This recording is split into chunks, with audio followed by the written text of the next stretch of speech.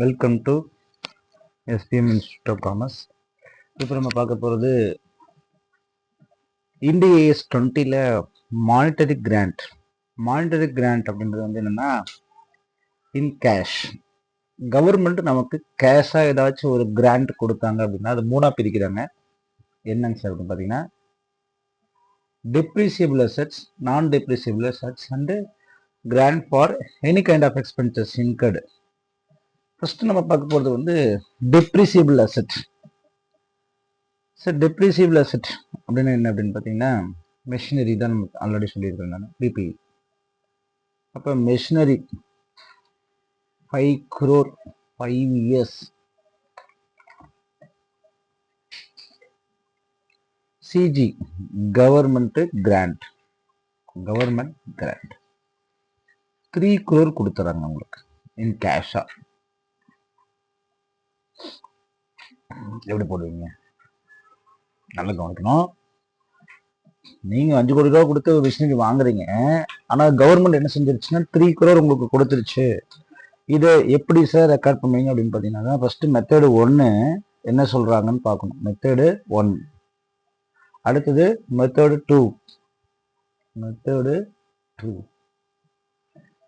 Record the assets net of grand.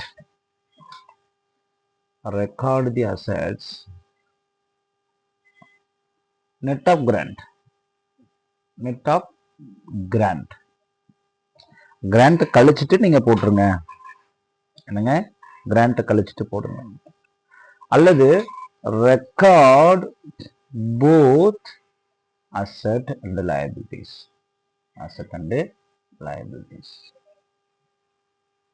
At fair value.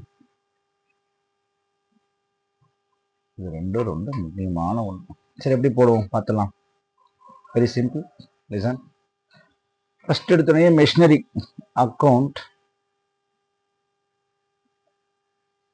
Debtor to cash. எவ்வளோ கொடுத்தீங்க நீங்க? எவ்வளோ கொடுத்தீங்க? 5 crore கொடுத்தீங்க இல்லையா? S, 5 crore. கவர்மெண்ட் கிராண்ட் உங்களுக்கு எவ்வளோ வந்துச்சு அப்படின்னு கேட்குறீங்க. என்னங்க, கவர்மெண்ட் கிராண்ட் உங்களுக்கு எவ்வளோ கொடுத்தாங்கன்னா 3 crore கொடுத்தாங்க. அப்போ வந்து என்ன செஞ்சு கேஷ் வந்துருச்சா இல்லையா? Cash R bank. டூ யார் கொடுத்தானா? கவர்மெண்ட். எவ்வளவு? 3 crore. இது நெட்டா எப்படி நான் போடுவேன்? சிம்பிளா போடலாம். மெஷினரி அக்கௌண்ட் டெட்டா டூ எஸ், நான் 2 crore தான் கொடுத்த மாதிரி கணக்கு. இப்படிதான் போகணும். பட் அந்த இடத்துல நம்ம இந்த கவர்மெண்ட் கிராண்ட் வாங்குறது எங்கேயும் தெரிவிக்க முடியாது. இது வந்து இப்படி ஒரு கான்செப்ட்.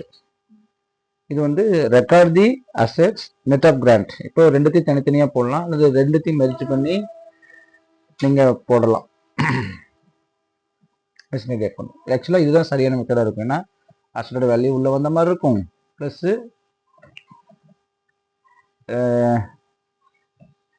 இது தட் மீன்ஸ் கவர்மெண்ட் கிராண்டும் வந்த மாதிரி. இப்போ டெப்ரிசியேஷன் நீங்க போடணும். எதுக்கு போடுவீங்க அப்படின்னு ஒரு கேள்வி. சார் 5 crore போடலாமா இல்லை 2 crore போடலாமான்னு ஒரு கேள்வி வரும்.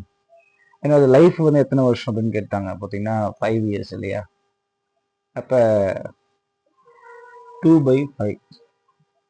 அப்போ 2/5 எவ்வளவு? நல்லா பாருங்க. 2/5. 2 crore divided by 5. 0.4 தான். அப்போ depreciation account data to machinery 0.4 crore.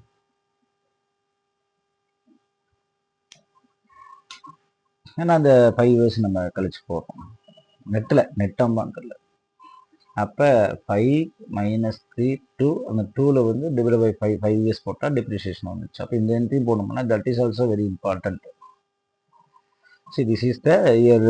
Every 5 yearsக்கு நீங்கள் இப்படி தான் போட்டு வருவீங்க. That's doesn't matter for you think. So record both assets and liabilities. இதுவும் கிட்டத்தட்ட அசெட் அண்ட் லைபிலிட்டிஸ் தான் நம்ம போடுறோம். பட் இப்படி போடுறது பெஸ்ட் இல்லையா? அது செகண்ட் மெத்தட். நெட் ஆஃபாக போடுறதா இந்த கான்செப்ட். நெட் ஆஃபாக போட்டால் இப்படி நீங்கள் போட்டுக்குவீங்க. சரி, ரெண்டுமே ஃபேர் வேல்யூல காமி அப்படின்னா நீங்க என்ன செய்றீங்க, இந்த கான்செப்ட் நான் சொன்னேன் இல்லைங்களா, இதுதான் record both assets and liabilities at fair value அப்படின்றது பார்த்தீங்கன்னா இதே தான். இந்த இதுதான் உங்களுக்கு போகணும். இப்போ machinery account debtor to cash or bank 5 crore, cash or bank account debtor to CG 3 crore. அடுத்தது டெப்ரிசியேஷன் ஃபுல்லாக போடுவீங்க, இது ஒரு குழப்பம். டெப்ரிசியேஷன் அக்கௌண்ட் ஏன்னா இங்கே நெட்டாக போட்டோம், இங்கே வந்து அப்படி போக முடியாது. Depreciation account debtor to machinery 5 கோடிக்கு 1 கோடி, 5 வருஷம் தான் லைஃப் ஒரு கோடி. இந்த சிஜி நம்ம என்ன செய்யணும், ட்ரான்ஸ்ஃபர் பண்ணலாம். இப்போ வந்து ஏன்னா லைபிலிட்டியில் போய் உட்காந்துருக்கும்ல, அதாவது இது வந்து லைபிலிட்டியில் போய் உட்காந்துருக்கு. திஸ் இஸ் லைபிலிட்டி தானே, சிஜின்றது லைபிலிட்டி. பேலன்ஸ் ஷீட்டில் வந்து இப்படி உட்காந்துருக்கும், நல்லா கவனிச்சுக்கலாம். மெஷினரி 5 crore, டிசிஜியும் 5 crore. இப்போ இந்த டிசிஜி என்ன செய்றீங்க, டிசிஜி அக்கௌண்ட் டெப்டா டு பிஎன்எல் அக்கௌண்ட் 1 crore. அவ்வளோதான் இந்த கான்செப்ட். நல்லா புரிஞ்சுக்கணும்.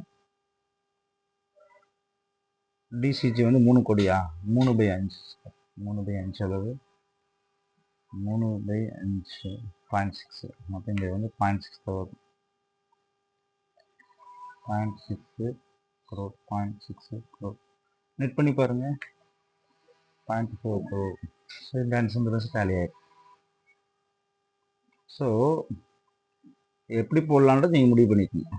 ஸோ இப்படி போடலாமா, இப்படி போடலாம். Both are correct method, there is no problem, but both are exactly correct method, so you can solve this way. இது நல்லா மனப்பாடம் பண்ணிட்டீங்கன்னாவே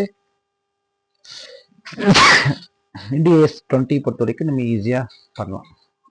சரி, இந்த மானிட்டரி கிராண்ட் வந்து டெப்ரிசியபிள் அசெட்ஸ் கொடுத்த மாதிரி இதே வந்து மானிட்டரி கிராண்ட் தான் நம்ம பார்க்க போகிறோம்.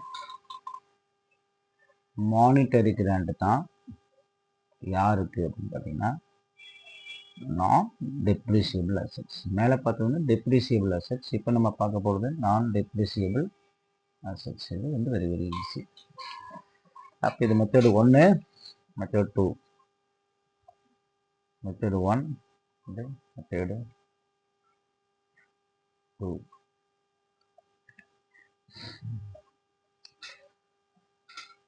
Record net of grant. சரி, மெத்தட் 1 என்னன்னு பார்த்தீங்கன்னா நெட்டு தான், நெட் ஆஃப் கிராண்ட் தான், net of grant. Non depreciable land தானே வரப்போகுது. அப்போ என்ன செய்வீங்க, land account debtor to non depreciable assets monetary. இப்போ கேஷ் 10 crore சிம்பிளா. அப்போ இங்கேயும் அதே தான்.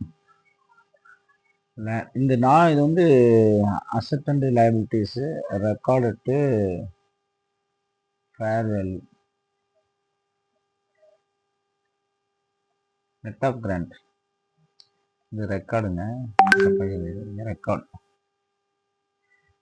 Record to fair value. இங்கே வரும் 2 கேஷ் ஆர் பேங்க், அதே 10 crore தான். இதில் ஒரு பிரச்சனை கிடையாது இல்லையா.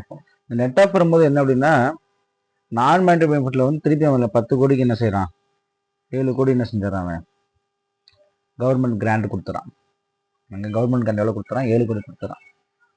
அப்போ நீங்கள் என்ன செய்வீங்க, cash account debtor to government grant எவ்வளோ கொடுத்துறான், 7 கோடி.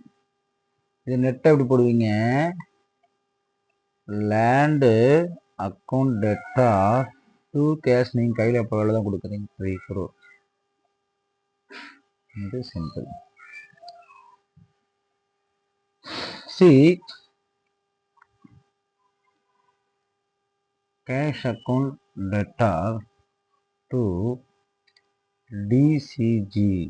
Then it's a DCG. DCG na 3 crore அவன் தான் தரான், 7 crore தரான் இல்லைங்களா, அது 7 crore. இது ரெண்டுத்தையும் தனித்தனியாக ரெக்கார்ட் பண்ணுறீங்க. இது வந்து கண்டிஷனல் அன்கண்டிஷனல் தான் பார்க்க போறீங்க. இந்த கிராண்ட் வந்து நம்ம என்ன கண்டிஷனல்லாம் கொடுத்தானா அல்லது அன்கண்டிஷனல் அப்போ ஆல்ரெடி பார்த்துக்கிறோம்னு நினைக்கிறாங்க. அதேதான் கண்டிஷனல். என்னது கண்டிஷனல்?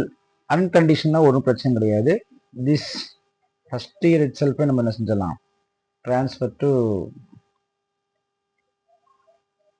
P&L account. எப்படி TCG account data to P&L account. How much எவ்வளோ வாங்கிக்கிறீங்க? 7 crore நீங்கள் வாங்கிக்கிறீங்க இல்லையா? இப்போ 7 crore என்ன ஆயிரும் உங்களுக்கு இன்கம்ல கான்செப்ட். So conditional. கண்டிஷனல் அப்படின்னா இந்த லேண்டை வந்து நீங்கள் வந்து 3 years ஆச்சு அந்த லேண்டை நீங்கள் அந்த ஸ்பெசிஃபைட் பர்பஸ் 3 years லேண்டை வந்து ஸ்பெசிஃபைடு யூஸ் பண்ணி இருக்கணும் அப்படின்னு சொல்கிறாங்க. அப்போ இந்த 3 இயர்ஸுக்கு அப்போ அந்த கிராண்ட் எவ்வளோ வந்துச்சு? 7 crore டிவைட் பை 3. அப்போ 7 crore டிவைட் பை 3னா 7 டிவைட் பை 3 அப்படின்னா 2.333.